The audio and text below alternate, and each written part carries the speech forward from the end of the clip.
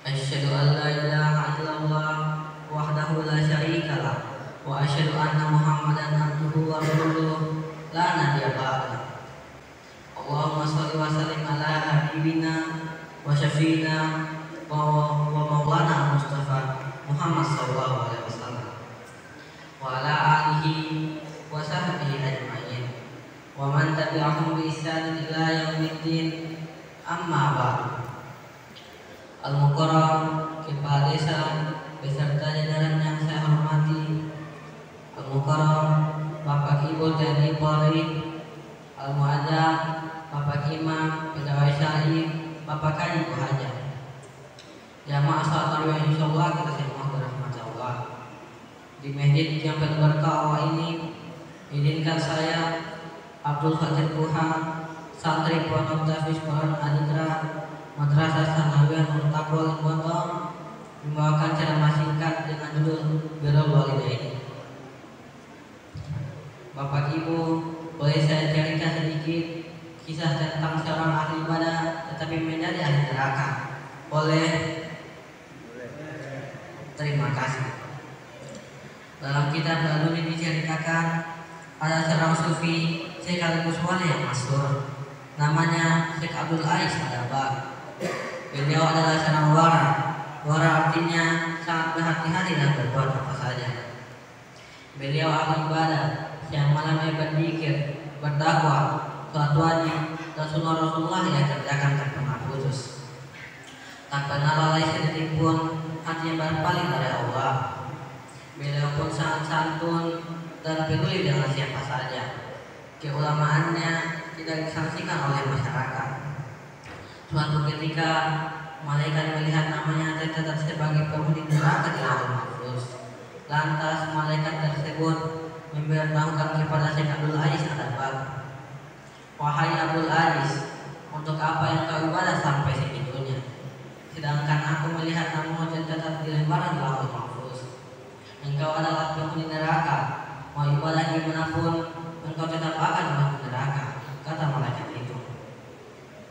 Mengetahui namanya sudah tercatat sebagai penghuni neraka, Syekh Abdul Ais mengecewakannya. Ia beribadah kepada Allah Subhanahu wa taala, tujuannya bukan untuk surga atau neraka. Syekh Abdul Ais Adabak berkata kepada malaikat, "Wahai malaikat, surga dan neraka bukan urusanku.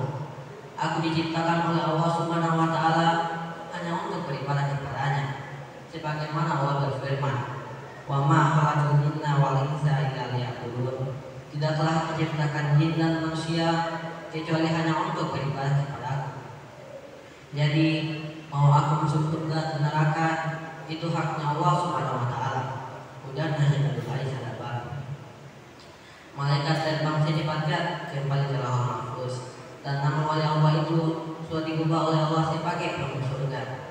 Kemudian malaikat turun lagi menemui Syekh Abdul Ais Adabak dan memberitahukan kabar baik itu kepada Syekh.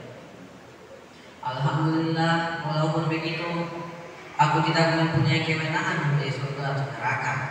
Karena itu adalah haknya Allah Subhanahu wa taala. Aku beribadah kepada Allah Subhanahu wa taala hanya untuk menggapai ridhonya. Jika Allah menghendakiku di neraka, maka itulah tujuanku. Jika aku menjadi penghuni surga, itu adalah ridhonya Allah Subhanahu wa taala," kata Syekh Abdul Ais Adabak. Malaikat takjub dan jika seorang wali Allah itu dan beribadah. Malaikat mengatakan bahwa keikhlasan itulah yang membuat Allah ridho dan menerima namanya sebagai penghuni surga. Syekh Abdul Ais Adabak penasaran juga mengapa ia tercatat sebagai penghuni neraka. Ia pun bertanya kepada malaikat, "Wahai malaikat, apa penyebab saya menjadi penghuni neraka?" Malaikat menjawab, "Engkau akan dimasukkan ke neraka karena saat berusia 15 tahun engkau pernah pura-pura tidur Ibumu akhirnya akan jadi menyuruhmu ke pasar karena merasa kasihan melihat anaknya sedang tidur. Sebab engkau bohongi ibumu, Allah Subhanahu wa Ta'ala murka dan menjadikan kamu sebagai penghuni surga. Mendengar hal tersebut, Syekh Abdul Ais beristighfar dan memohon ampun kepada Allah Subhanahu wa Ta'ala.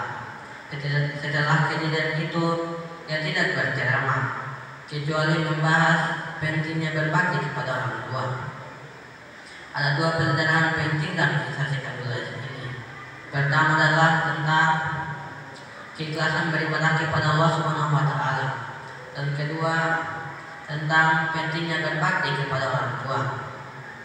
Jamaah yang dirahmati Allah, siapapun kita pasti ada orang tua, kecuali Nabiullah Adam alaihissalam dan Siti Hawa. Semua manusia di golongan ini ada orang tua. Syekh Abdul Ais Adaba hanya satu kali berbohong, pura-pura tidur saat ibunya mau menyuruhnya ke pasar, menyebabkan dirinya tercatat di lauhul mahfuz sebagai penghuni neraka. Bagaimana dengan kita yang suka cuek sama orang tua, suka membantah orang tua, suka melawan orang tua? Kita sudah sholat, sudah puasa, berzikir siang malam, baca Al-Quran setiap hari. Namun jika kita menyakiti hati orang tua, nama kita tetap tertulis sebagai penghuni neraka. Kita durhaka kepada orang tua. Ibu kita 19 hari mengandung kita, membawa beban berat dalam perutnya. Hati-hati dia berjalan, jangan sampai jatuh. Tidur tak pernah lelah dan selalu was-was menjaga kita dalam perutnya.